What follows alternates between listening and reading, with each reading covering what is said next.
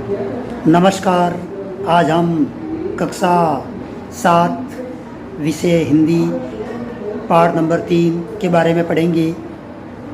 पाठ का नाम है हिमालय की बेटियां। यानी हिमालय एक पर्वत का नाम है जो हमारे देश के उत्तर दिशा के अंदर एक प्रहरी का काम करता है, सुरक्षा का काम करता है, जो सर्दी से हमारे को बचाने का काम करता है। ठंडी ठंडी हवाएं आती है बर्फीली, तो उनको एक रोकने का कार्य भी करता है। तो अब हिमालय की बेटियां मतलब हिमालय कितना बहादुर है, यानी इस प्रकार से बेटियां हैं वो भी भारत की कितनी बहादुर है, इसके बारे में इस पाठ के बारे में बताया गया। अभी तक मैंने उन्हें दूर से देखा था। अभी तक मैंने उनको दूर से देखा था, पास से नहीं देखा है। बड़ी गंभीर, शांत, अपने आप में खोई हुई लगती थी। बड़ी गंभीर थी, ठीक है ना। गंभीर का मतलब होता है किसी भी चीज़ को गहराई से देखना, और शांत थी, शांत, बिल्कुल किसी से कोई लेना देना नहीं, चुपचाप बैठना। अपने आप में खोई हुई लगती थी। अपने आप में खोई हुई लगती थी, अपने आप के अंदर, यानी अपने बारे में वो सोच रही थी।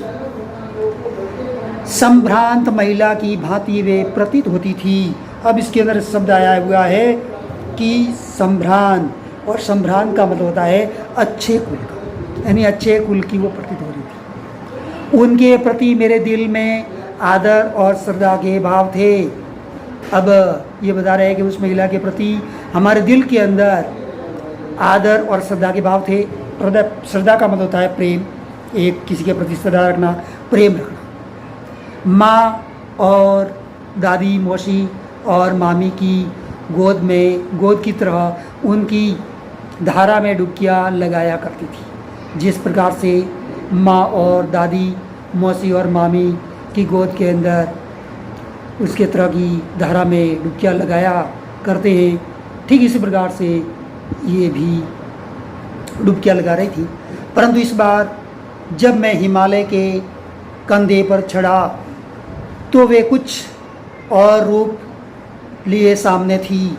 लेकिन इस बार जब मैं हिमालय के कंधे पर, यानी हिमालय की चोटी के ऊपर चढ़ा, तो वे कुछ और ही रूप लिए हुए थे। यानी उसका जो रूप है, जो उसकी सज्जा है, वो अलग ही थी। मैं हैरान था कि यह दुबली पतली गंगा, यानी उसका जो शरीर का आकार था वो दुबली पतली थी गंगा। दुबली पतली गंगा, यही यमुना, यही सतलुज समतल मैदानों से उतर करके विशाल कैसे हो जाती है। अब इसके अंदर बताया गया है कि हिमालय से गंगा निकलती है। गंगा हिमालय से निकलती है, और जब वो हिमालय से निकलती है तो वो दुबली पतली होती है।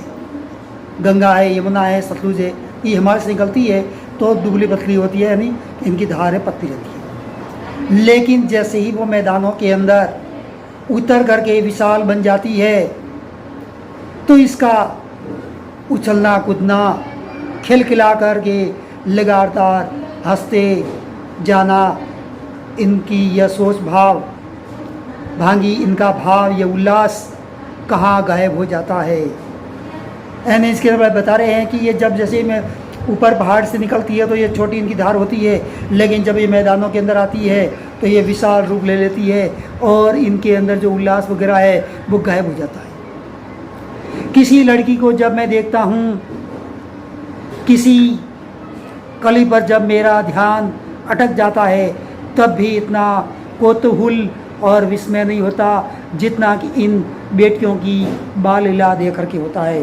यानी बेटियां हैं बाल लीला, ये जो ये हिमालय के बारे में बता रहा है कि हिमालय की जो ये गंगा, यमुना और सतलुज नदियाँ हैं, इसके बारे में ये बताया गया है।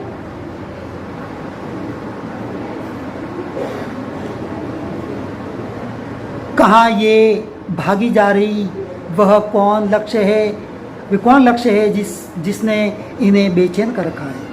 अब ये भाग करके कहाँ जा रही है और इनका क्या लक्ष्य है, इनका लक्ष्य क्या है और इनको कौन बेचैन कर रहा है, कौन परेशान कर रहा है।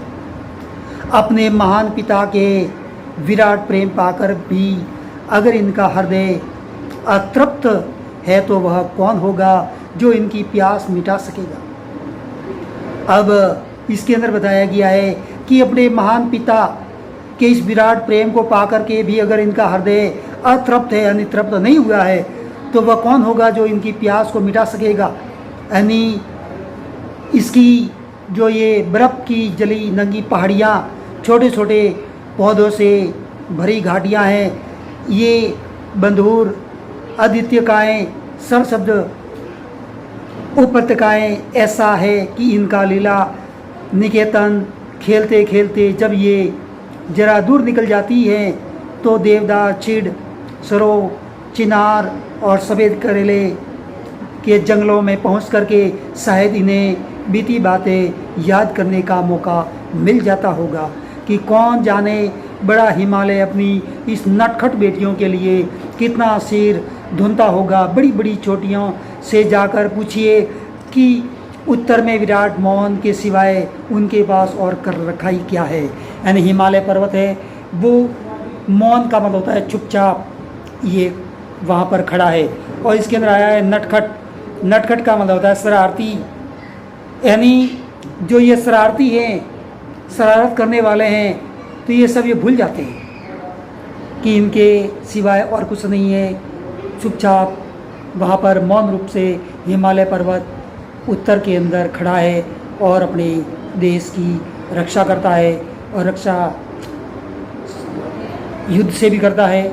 और हमारे ऊपर अगर सर्दी की जो बर्फीली हवाएं वगैरह आती है तो उनसे भी अपनी ये सुरक्षा करता है।